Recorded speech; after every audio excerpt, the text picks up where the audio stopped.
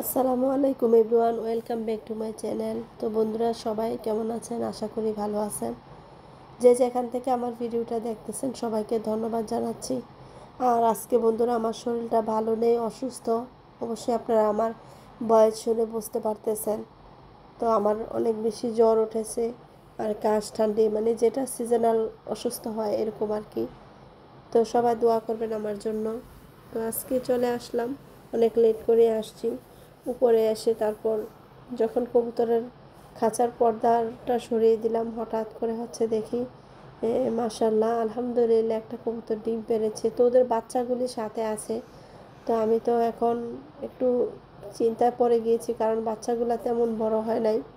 মানে আরও আরও পালক, আরও বড় বড় পালক হলে বা বাচ্চাগুলি এক সাইডে চলাফেরা করতে পারলে তখন ডিম দিলে ভালো হতো আর কি। তো যাই হোক, সবই আল্লাহর হুকুম।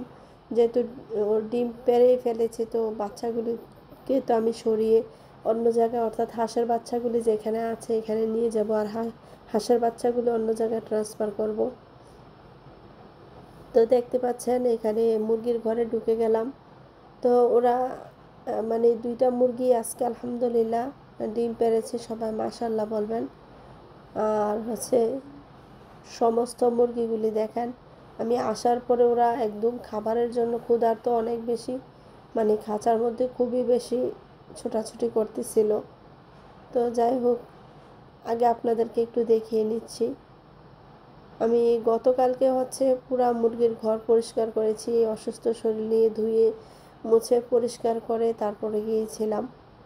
তো আজকেও চলে আসলাম আপনাদেরকে দেখাতে, কারণ যেহেতু আজকে পরিষ্কার আছে ঘরটা, পরিষ্কার রাখার চেষ্টা করি যতটুকু সম্ভব।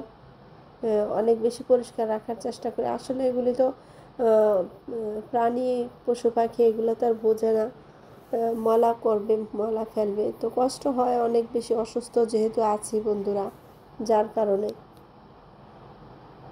তো এই যে তিথির মুরগিগুলি দেখতেছেন, এগুলিকে আমি জবাই দিয়ে ফেলার চিন্তা ভাবনা করতেছি। ওরা অনেক বেশি চিৎকার করে, আমার অনেক বিরক্ত লাগে, আর অনেক মাথা ব্যথা শুরু হয়ে যায়, ওরা এত চিৎকার করে, এই তিনটা পাখি।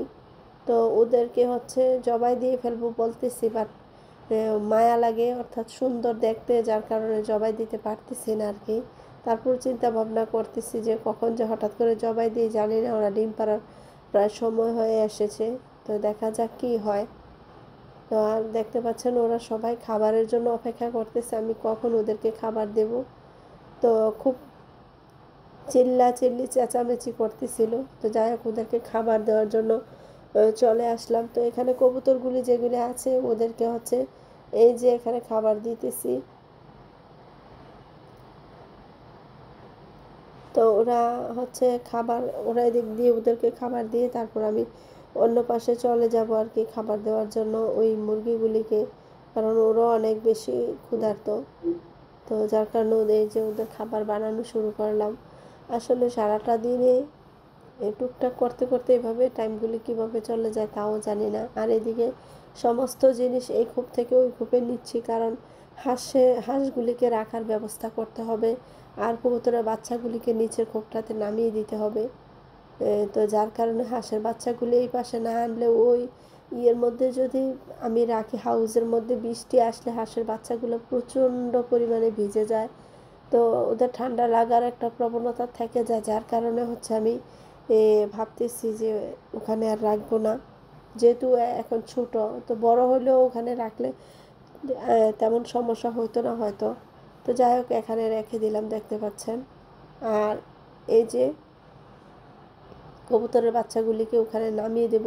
তো আমি হচ্ছে বন্ধুরা এখন একটু আমার সাহস হয়েছে, কারণ কবুতরের বাচ্চা আগে ধরতে গেলে বা কবুতরের খাঁচার মধ্যে আমি হাত প্রবেশ করালে ওরা আমাকে কামড় মারতো বা ঠুক্কর দিত, তখন আমার বেশি হচ্ছে ভয় পাইতাম। তো এখন এই ভয়টা কাটিয়ে গেছে, তেমন একটা আক্রমণ করে না, যার কারণে।